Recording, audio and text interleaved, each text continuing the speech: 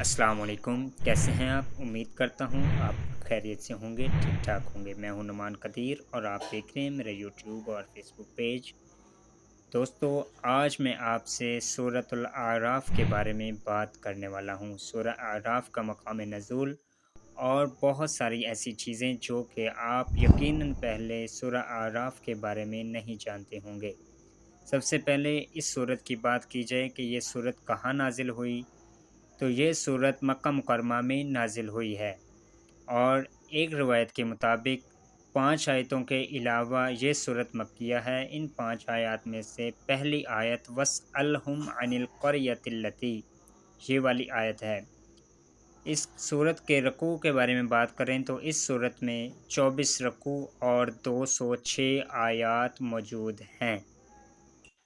अगर हम बात करें कि इस सूरत का नाम आराफ रखने की आखिर वजह क्या है? आराफ का मतलब है बुलंद जगह।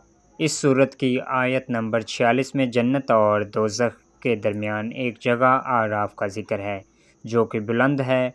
इस मुनासिबत से इस सूरत का नाम सूरतुल आराफ रखा गया है।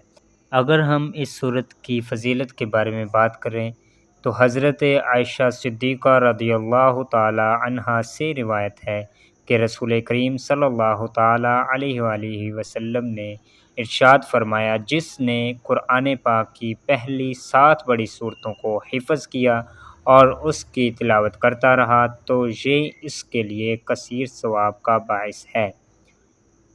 इन 7 सूरतों में से एक सूरत ये सूरह आराफ भी है।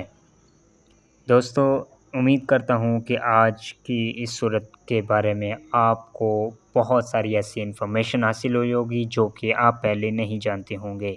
मिलते हैं एक नेक्स्ट वीडियो में नए टॉपिक के साथ। तब तक के लिए मुझे दीजिए इजाज़त। अल्लाह हाफ़िज़।